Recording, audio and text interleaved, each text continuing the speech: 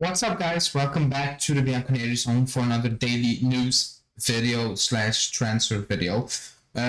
It's a World Cup break, so there is gonna be a lot of transfer, not activity news, and that's what it's gonna be until we return. And at that point, then the window will just open, but it is what it is, and we will discuss that. Before we get into it, please like the video and subscribe to the channel as always. And then yeah, we'll go straight back into the news. Before I get into it, I actually do believe the club is going to do something.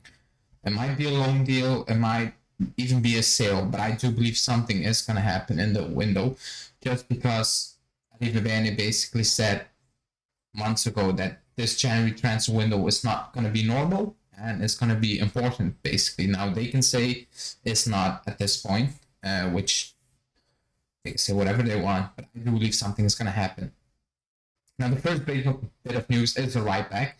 I'm going to read the three reports and then I will discuss it.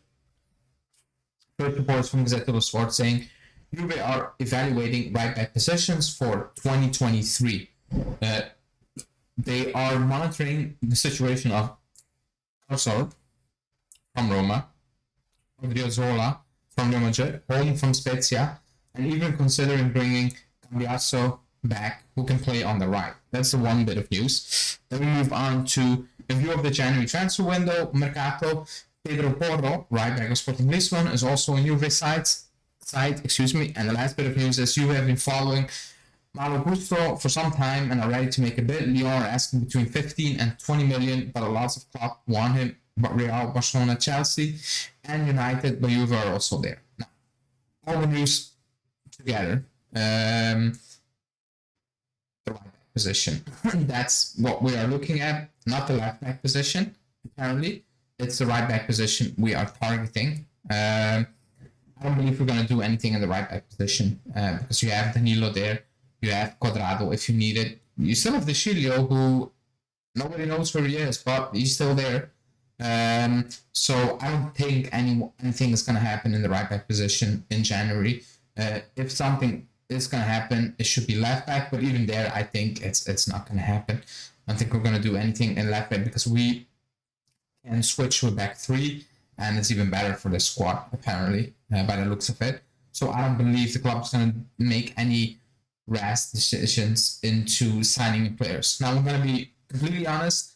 I've not watched Pedro Porro play, and not even Malo Gusto this season, because I've not catched a single minute of a Lyon game, which is kind of strange, because usually when I watch French League, I catch a game of Lyon, but for some reason, no, I watch Monaco quite a lot, PSG a few times, Marseille quite a lot.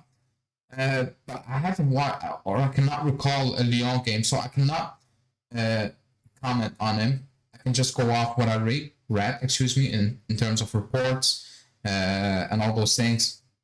They're very good, but I've not seen him with my own eyes. So let me know in the comments if you have seen him play. I haven't. If the links grow stronger, I'm gonna take a look at it. I'm gonna try to catch Lyon games for once this season. But I haven't. Same for Pedro. Actually, I've watched him play against Tottenham, but I cannot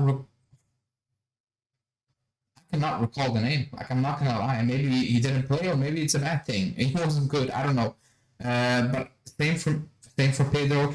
Julian, you can ask Julian because he watched Sporting Lisbon, I think, quite a lot this season. So you can ask him during the live he's gonna do after this video. But I haven't. For the other names, Karsdorp, Jesus Christ, like, not even on loan. I'll bring up the news report again. Not even on loan. I don't want to hear any links with Karsdorp. It's actually shambolic that we're being linked with him. Like, it's bad. I don't rate him. I've said it many times on the channel. He's a bad player, period. Odriozola, never liked him. Completely honest. Holm, I do like. He's having a good spell with Spezia. So that's an interesting option. Cambiasso, who can also play on the right. Don't want to hear it. You loan him out. You sign him as a left back. I want to hear he can also play on the right. sign a right back, sign a left back. Don't try to, force players into switching formation. Oh, but he also can play center back. Good. Can he? Yeah, he can. If you're desperate and injuries, oh, fine, you can play. It shouldn't be the main, case where you're like, oh, but he can play right back, so let's bring him in, and let's convert him into a full-time right back. Don't want to hear that as well. Also, I don't think it's gonna happen. I don't think Bologna is gonna send him back mid-season, like we've seen many times with Rovella last season, in Genoa, all those things. So I don't see that happening. But that was basically the main news of the day in terms of him coming for a right back position. Then we move on to a sale, which, let me get it up. I do believe it's gonna happen. One sale, not saying him, but he is the main candidate, and that's McKennie. I think purchases for Juve will depend on possible sales. The biggest one is McKennie, who is likely to find less space in the team because of the return of Pogba and the rise of Fagioli. The midfielder is not short of admirers from the Premier League. I know a lot of people do like McKennie. Some might say he's having a bad moment because of injuries. I'm not a big fan of McKennie. So if an offer comes in, yes, take it. I know what he's good at. Getting into the box, getting at the end of things. But if you want to build up play, if you want to get him involved in the game, it's unwatchable. Like, it is what it is. It's unwatchable. He's technically very poor. And I'm being nicely. He's actually really bad. So if an offer comes in and you can get your money back for what you spent for him, I'm good for it. Also because Fagioli has shown he can play. Miretti has shown he can play. So it's all good. You can recoup some money. We can spend on positions we desperately need, and you can keep Fagioli and Miretti, who you don't need to spend money on. They're your players. So that's a win, and I will do it even in January. I'm okay with it. I'm 100% perfectly fine with that decision if offers come in, and I do believe if an offer comes in and it's not 10 mil or whatever, the club will jump on it and they will sell it. So I'm fine with that. If an offer does not come in, okay, wait till the summer. But if a good offer comes in mid-season, fine. I'm not really sitting here saying, oh, we need to replace him. Maybe because you don't know what Pogba, Paredes looks a bit iffy with injuries, but like you have a lot of players. Yeah, like in a normal situation, you have Locatelli, Fagioli, Miretti. You have Rabiot, you have Pogba, you have Paredes, you have 6 midfielders. That should be good enough to go towards the end of the season, basically. So I'm fine with that. Then the weird bit of news, and that's about Rovella and City. It's from Calcio Mercato, saying a Man City scout was at the last Monza game to watch Rovella. Guardiola really likes him. Juve will decide his future at the end of the season. The intention for now seems to be to bring him back and integrate him as part of the team. I do believe there was a scout from City at a Monza game. Why wouldn't they? They scout games in the second division of Belgium. I've seen many times. So it's normal. Like, they go all over the world on all leagues, all levels, and they go scout players.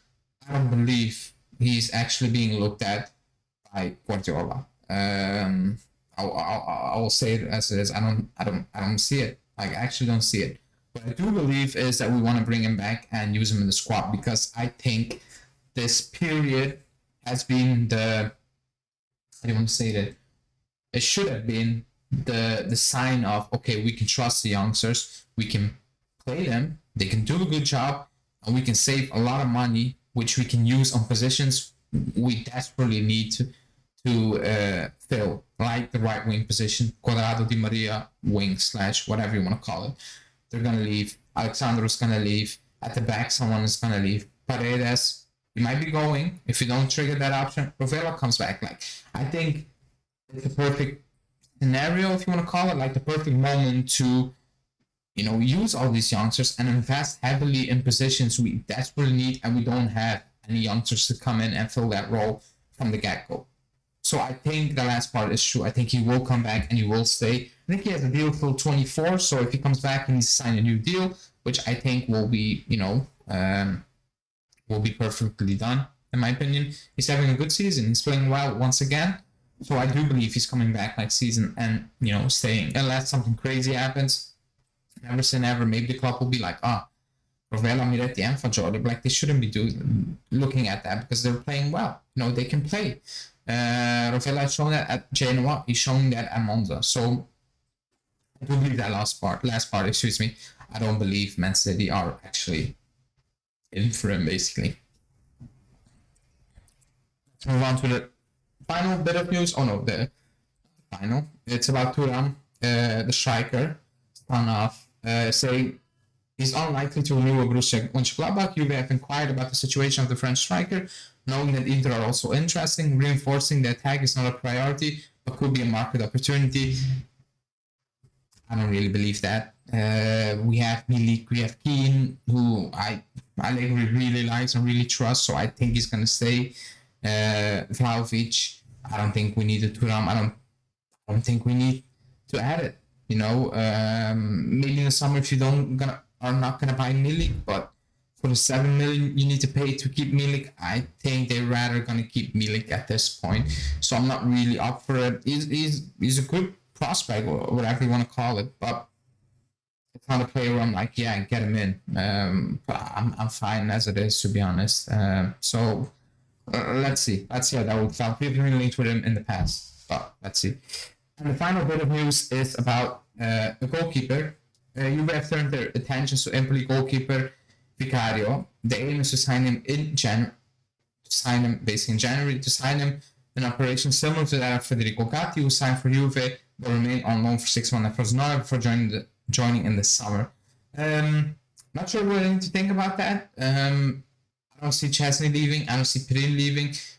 Is he coming in for Pisolio? That doesn't really make sense in terms of Pisolio doesn't take a spot in the list. Yeah, homegrown. And why would a starting goalkeeper for Empoli come in to be the second or third choice goalkeeper when he can play in Serie A? So I'm not really sure about that bit of news unless something crazy is on the horizon. I don't know what's going to happen. But for now, it's just a rumor. Take it with a pinch of salt, like everything, basically. But I do believe something is going to happen in January. Sale, someone coming in on loan, I actually do believe something is going to happen. But let's see how that will develop. So yeah, that's it. That's the daily transfer news for today. Stay tuned on the channel because we are going to do some fun stuff involving the World Cup, Juve players, prospects, and the market. So we have some fun things planned. So stay tuned for that. And then I will see you back in the next video. Please like the video, subscribe to the channel, and see you later. Ciao.